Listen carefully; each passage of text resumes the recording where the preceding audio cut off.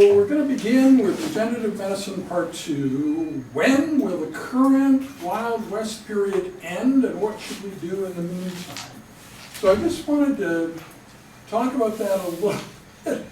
I kind of experienced that Wild West period, right? So in transplantation was controversial. Over half the people died. You know, it was really a failed enterprise for about the first 30 years. And then suddenly things got better and so on.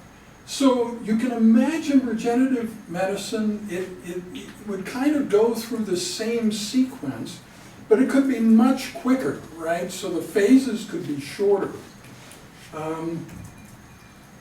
So this is the first transplant operation at the Mass General between identical twins in 1954. This picture is in a hallway there. I sort of snuck into the hallway and took like multiple shots of it and so on. Yeah, but anyway, and what is it that brought us out of the Wild West period? So before '83, there wasn't really workable immunosuppression. So rejection was very common, severe, hard to treat.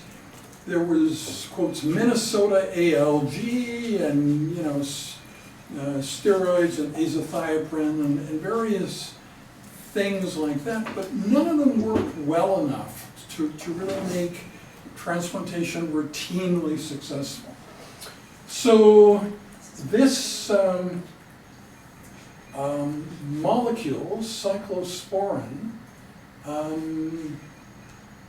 was the drug that made the difference, and Canada. Now, why Canada? So you needed a clinical trial of cyclosporin with kind of compatible group of people from good institutions where I could fit them all in the same room. And somehow Canada was just right for that. So it is really the multi-center trial from Canada that put this drug on the map. And Paul Keown, Cal Stiller, they were two of the people who brought me to Canada, who led to my taking the chair position here. They were like the only people I knew in Canada before I came. It's just this great big gray country to the north. You know, a lot of people in the U.S. spend zero time thinking about Canada. You know, it's cold, it's got polar bears, you know, whatever. Yeah, and that's sort of it. So that was me, and then I started getting interested through the cyclosporin trial, and the first protocol biopsies that I looked at were a part of that trial, starting in January 1983. And so the things I'm known for in my career have that kind of Canadian connection. Not just that I came here, but before that, I was strongly inspired by the clinical trials here. So, if you think then of going from 54 to 83, it's approximately 30 years. Is it going to take 30 years to get out of the Wild West period in regenerative medicine? Well, it'll probably take shorter. I mean, it's hard to tell how much shorter. I mean, it could be 3 years rather than 30, I don't know, 15, who knows. But it's interesting, and some of you are actually working in regenerative medicine now. So how close to mainstream, how close to you're being able to talk to virtually anyone with a science background about what you're doing, and they would immediately not only understand it, but understand the importance of it. How close are we to that? So Moore's law is muted in medicine. It might take a little bit longer because of the regulated environment, the different motivation and so on. You've seen this slide before. And it's difficult to know where to draw the line in the sand, right? Which regenerative medicine created organs can you use and which can't you use? Like if the kidney has 26 cell types, do you need all 26 to benefit the patient? No, probably not. Like, what about the cells that make renin and renal erythropoietic factor? Do you absolutely need them? Well, maybe that those wouldn't be the main reasons you're putting in the kidney. But so the idea that I've been writing about is a new Banff classification of tissue engineering pathology, where you take a biopsy of the stem cell generated organ or something similar to that and try to figure out whether it will provide net benefit to the patient. And if you think about Connect Care, our new clinical information system, all that kind of stuff, there would be a different format for those reports, right? You're not worried about rejection, and you are worried about how close to normal histology is this, which isn't usually something we think about. Are a whole bunch of cell types missing? Are they all in the wrong places? And how much of that can you accept? So that's what it would. How many do we need to get right, and to what extent? And we don't need to feel embarrassed that the classification reflects a Wild West sort of character. If you look at the early days of transplantation, the problems then of perfusion injury and hyperacute rejection were very similar to what a regenerative medicine construct gone wrong looks like now. Like you ended up with a lot of thrombosed vessels, and that's exactly what happens now, where it's hard to pavement all the endothelial surface, and any part that lacks endothelium clots like crazy. So I'm sure it's a solvable problem, but it is sort of the biggest problem now. And it looks very much like what hyperacute rejection based on preformed antibody looked like back when transplantation began. So this is one of the pictures from that 1968 New England Journal article about hyperacute rejection. And it looks virtually identical to what you could easily produce now by putting stem cells in a decellularized kidney and not getting an endothelium everywhere, and you circulate blood in and you get almost immediate clotting in the capillaries. So then there's this whole mystery around stem cells. Stem cells are really obvious in the GI tract. Every GI pathologist can tell you exactly where they are and see what they're doing. And almost every other organ, they're like mysterious, and so on. But in the kidney, what's interesting is they have niches, right? And we know now that one of the niches is the renal papilla. And in the old days, there used to be important diseases in the renal papilla because there was analgesic nephropathy, which really does not occur now, is a non-entity now, but was a really big deal. So people working in heavy industry and so on, when they would take a break, they would take a powder. And that's what that phrase means, take a powder. Be these big bins and there'd be powder. And that was aspirin, phenacetin, caffeine, all in one sort of batch.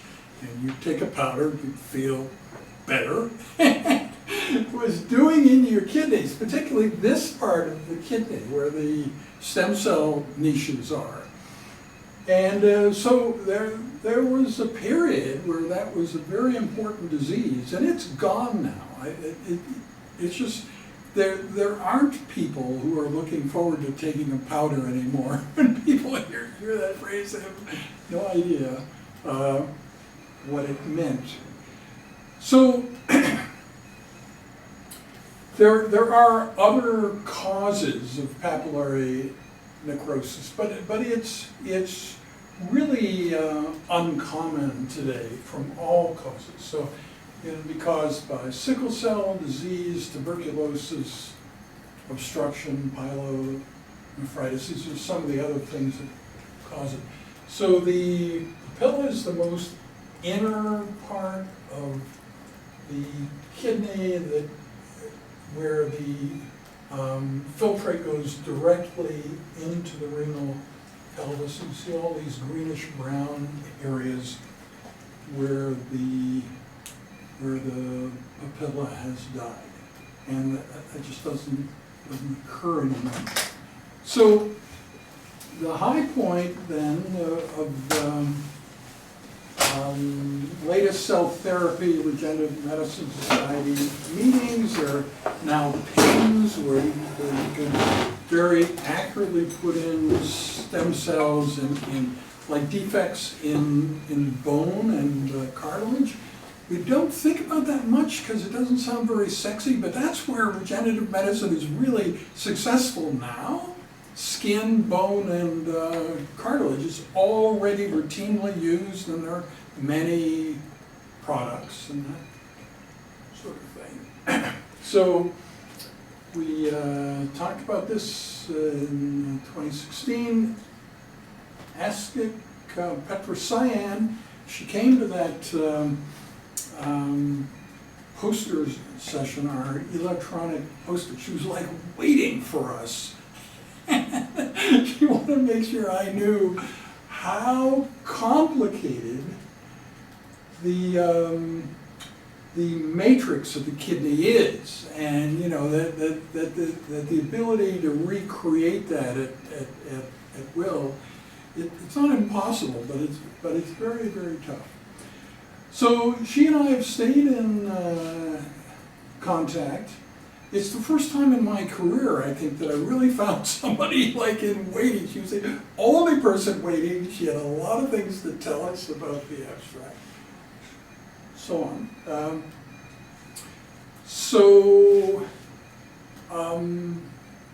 This just identifies some of the ways in which the extracellular matrix contributes to normal embryogenesis and organ growth, and has to be taken into account in regenerative medicine. So anyway, that's the end of this presentation.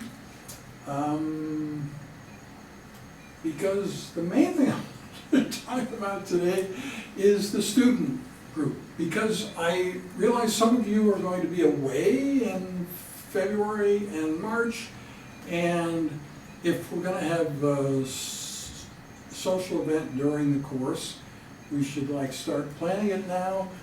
And there are lots of other things we could plan, and we can plan very far ahead to June 20th, 2026 or beyond.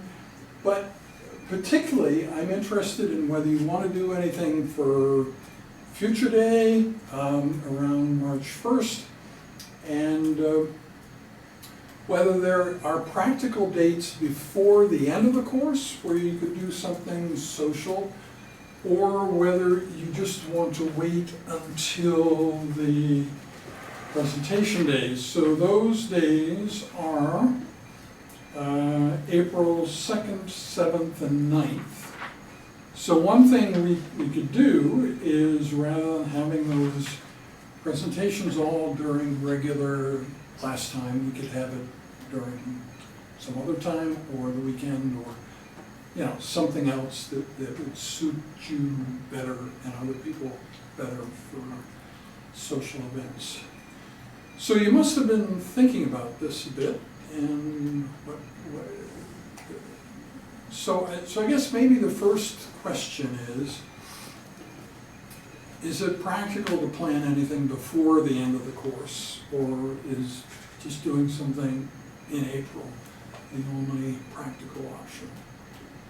So there's a wedding the middle of March, right? And I'm just trying to think of some of the absences of you guys that I know about, but yeah. So, and yeah. So anyway, any thoughts about that? And also the question of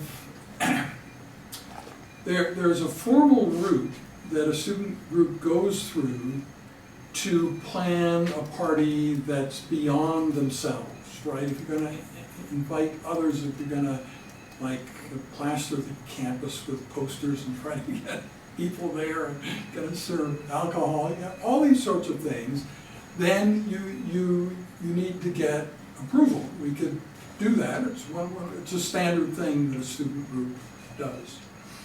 There are many other people, as you know, associated with the course who are not here at the moment. Lakini has a lab, and 3 other people who are taking a course that's exactly the same time as this one and so on. But they're all potentially interested, and those aren't the only people. We can find more. But yeah, and I'd like to, so this kind of relates to what I was talking about in the beginning, getting more people here for Shauna's presentations. We could similarly focus, I mean, if some people do come to that, maybe they would get interested in the course and want to come to whatever social event we organize. And then, question what you want to do during the social event. Do you want a calm and quiet social event with Nikolai Smith being miles and miles away and no bullwhip and nothing like that? Or do you want him here? Or, yeah, so. Any thoughts about this? Regarding trying to attract more people for the upcoming presentation, it might be worth advertising it online, like on Facebook or even on the weekly digest, like the weekly student one, because it's. Tell me about the weekly digest. It's like an email anything about that. It's like an email that every Alberta student gets, and you can't unsubscribe to it, and it basically. Really? Wow. Yeah, there's kind of forced engagement, and anyone can submit a request to kind of advertise, like say clubs like food sale or like an event they're planning. So yeah. I assume that. No, that sounds good. Yeah.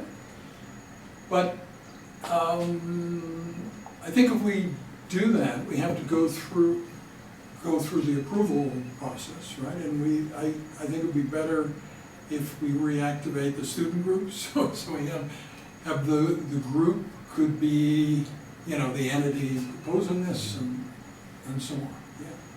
Yeah, no, I was completely unaware of that. Yeah, that's a very good idea.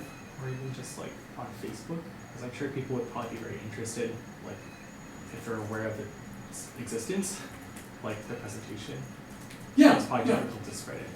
Yeah. Otherwise. So, no, I could do that. I'm very active on Facebook, as you probably know.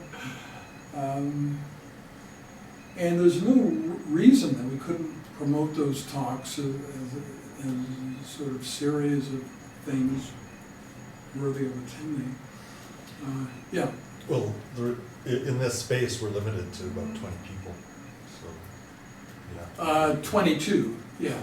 Yeah, we are limited to 22. Yeah. I don't, yeah, that suggests you have a fear that we'll get more than 22 Well, people. it depends how you hype it up, but, You see, well, Sean, pretty impressive. So. yes, I'm glad that you think that is a danger, that would get seriously more than 22 people. Yeah, so, well, you may be right.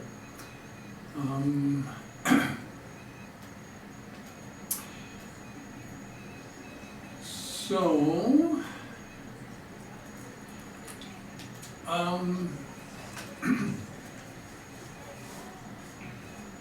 all right.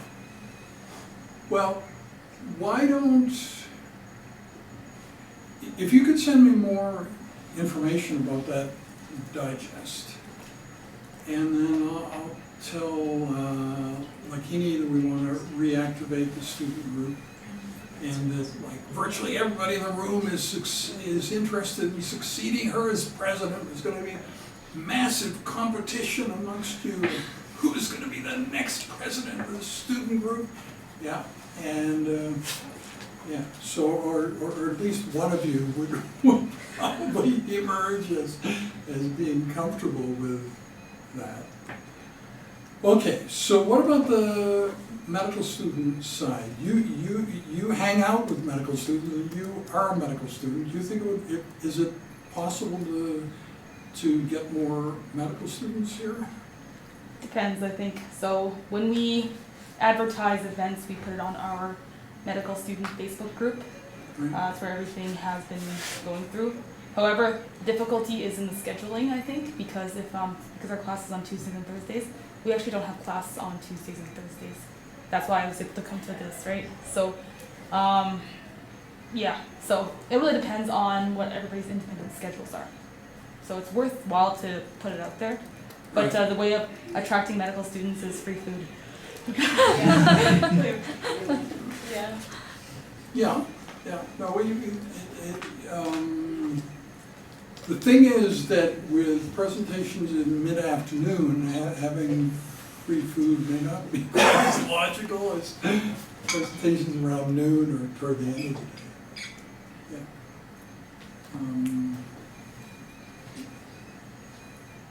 Okay. And what do you think about having the students be the basis for planning of these things? It just seems to me that because my activities are so student-oriented that would make sense. Not everybody's going to be interested in these long-term things, but I think some will be. So the weekend of February 21st, Tori Sheldon, who was the original student when I went to student staffing, she's coming back for that weekend. And so if any of you are available then, she and I are going to the old Strathcona Antique Mall on Saturday morning. I don't know what else we'll do, but so that's you could get a sense of our history going back to 2007 from her, and I was hoping she could take part in the teaching of the course this term, but it just isn't practical. She isn't free at the time of any of the open sessions here, so I think it will happen in the fall, but it's not going to happen. Yeah, so the only way really for you to get together with her would be in that weekend of February 21st.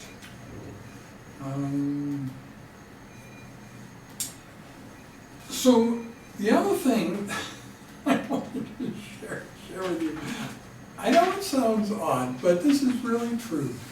Up until this term, I always regarded the course as a kind of collection of disjointed things that didn't relate to each other very much. I mean, I obviously didn't talk about that much because I thought, that's kind of a flawed course, you know, like quantum biology over here and so on and so forth. But this term, that isn't true, that actually everything connects.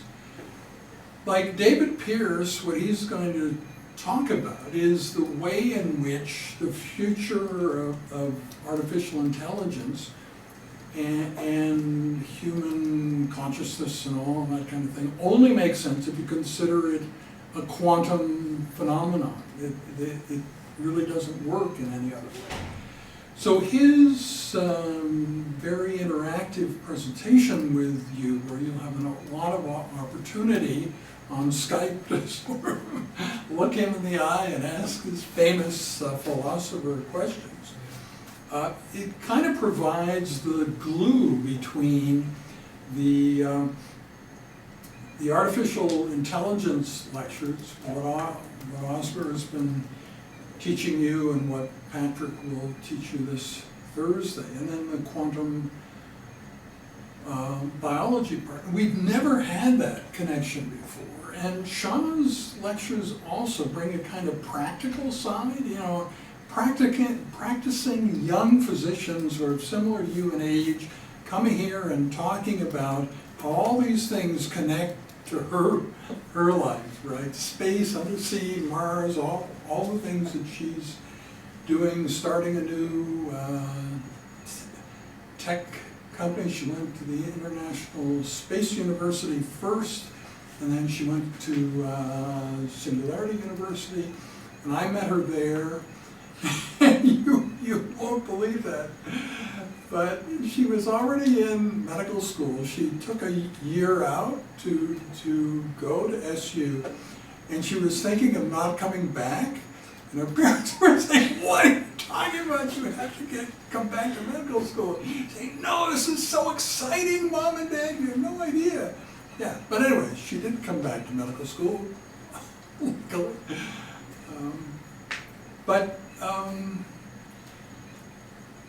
Yeah, I'm not saying we have to solve everything today. I just sort of wanted to put it in one presentation to you, so you understand we all have a stake in this.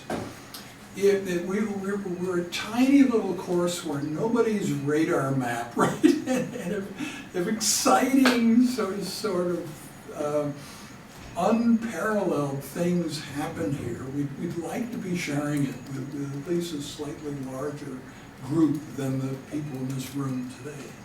So that's what I'm looking for your help to make happen. And it's more important than some of the other things that we talked about. I appreciate very much the messages you guys gave me about how to get a new Sony Ivo robotic dog, although they're only available in the US and not in Canada. But that's much less important than these other things, because that's just sort of selfish, you know. I want the dog and I'll be happier with it. But this sort of benefits a much larger group of people, is a much more important overall. Okay, so what about trying to identify a timing for a social event related to the course? Do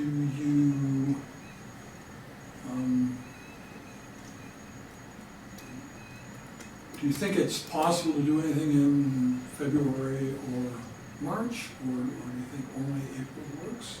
And if it is, then what are dates when, like, for you, for you stuff? Minus reading week, I'm not gone necessarily anywhere. in the next Yeah. few months. Okay. So, okay, so your absence is both sort of middle of the month? Like Yeah, middle of February and middle of March? Yeah, so the week before reading week for me in February, Right. and then the middle of March, yeah. Okay, yeah. So,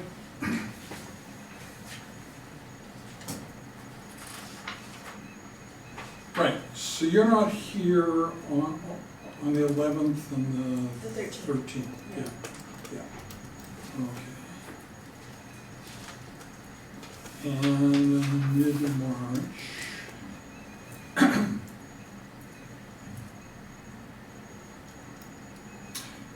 So when do you leave in March? In March, I won't be here the 10th, the 12th, and then maybe the 17th, but I'm not sure about that one yet. Right, I see. Okay.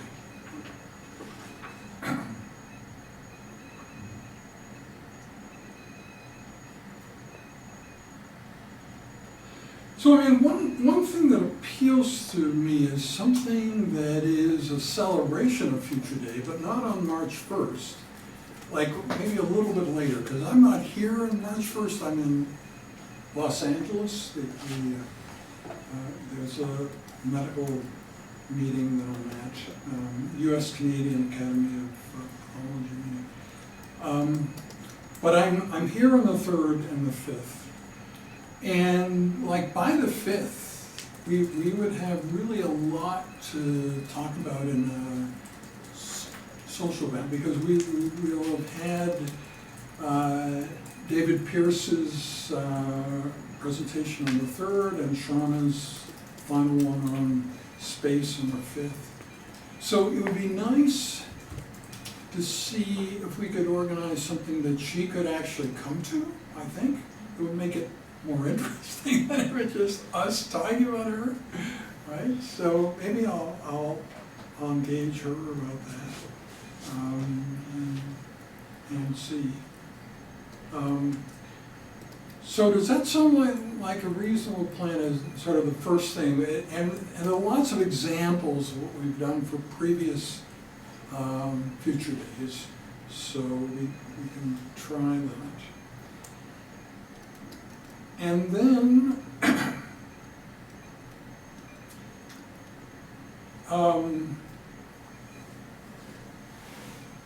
what is your thought, like, if you think about the way that the final presentations have been in the past, where, like, probably only take 2 days for the 4 of you,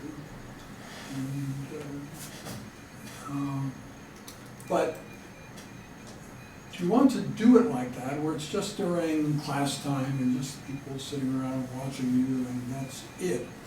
Or would you like to mix it with a more social event kind of thing, where your presentation is part of something that contains entertainment and sort of food and drink and stuff like I think that'd be a fun night. Okay. All right, does anybody violently object? Any, you have a religious objection to fun or anything? No? Okay, okay. Yeah, so let's plan something around that. And, I mean, it's possible that Rebecca might want to give a presentation. I don't know. We'll see, you know. It depends on what happens between now and then. Yeah, but anyway, there'll be either 4 or 5 presentations. Okay, well, I think that has clarified things a lot for me, and I can penalize people who are not here in the room by making them work hard on this, right? So watch the video, make it happen, you know. So I think Lakini will benefit, because we have this video about the student group with her in it, and so on. Just a little bit better story if the student group is actually an active student group rather than completely defunct. So I think as soon as possible, we'll bring it back to life, and that'll be good. So I'll write to Shauna about whether she could be part of a party with us.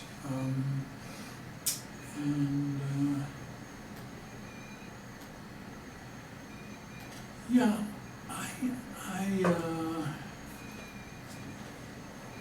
we'll see. I mean, The other thing I have some history with is Laurent restaurant, you know, the rotating restaurant. That's a different kind of experience, but that's also something that we could potentially do. And we have some Laurent veterans here. You three can give history of what those events have been like. Okay, well, I've been asking you a lot of questions. Do any of you have questions for me at the moment? Okay, so this Thursday, Patrick Pilarski is speaking.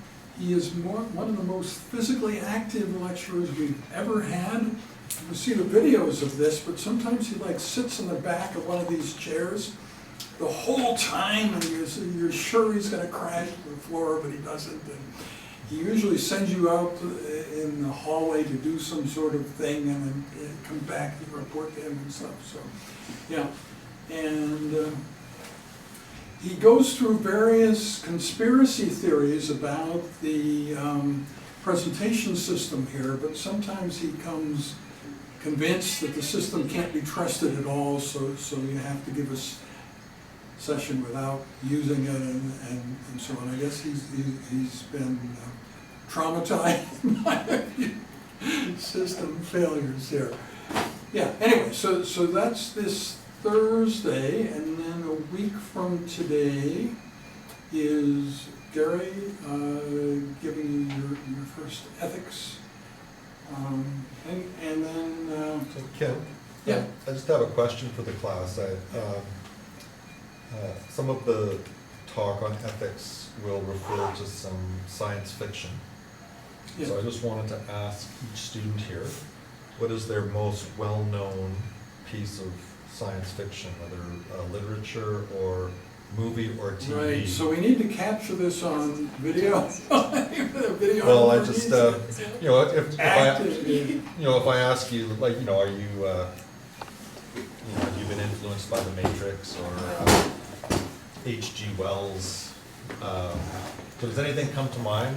And the reason I ask is because some of what we'll discuss next week will look at how science fiction lays the foundation for thinking about the future. So, I mean, I'm a bit of a Star Trek guy. I'm very happy with examples from Star Trek.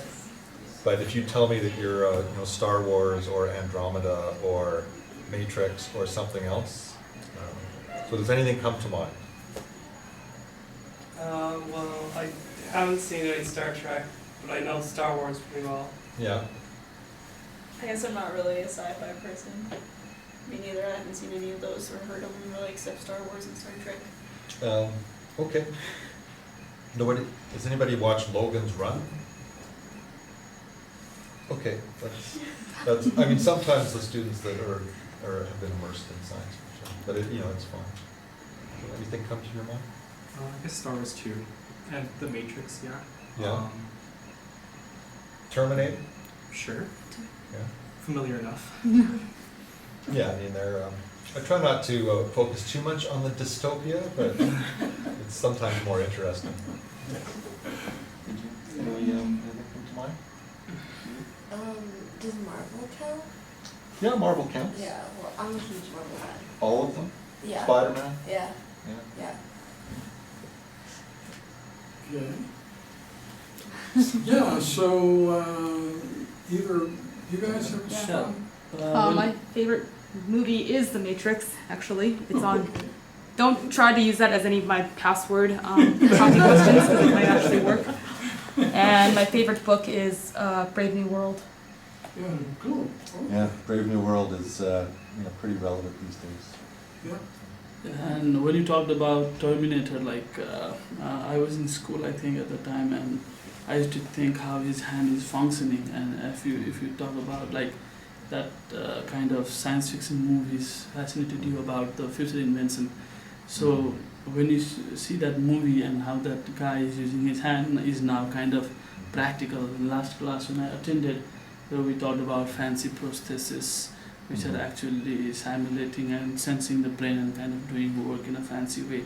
So it's true that in some way or other, I mean, there's science fiction movies that are guiding us towards a Yeah. better future in medicine, or I think in a lot of other fields. Yeah, well, and that's a great example of how it can speak to different people in different ways. You know, Yeah. some people see the unbelievable technology, Yeah.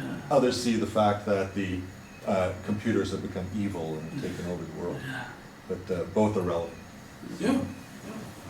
Okay. Okay, well, I'm gonna let you out early today, but thank you for these decisions and insights and that will work, and we'll make it all happen. So, see you Thursday for AI Part 4.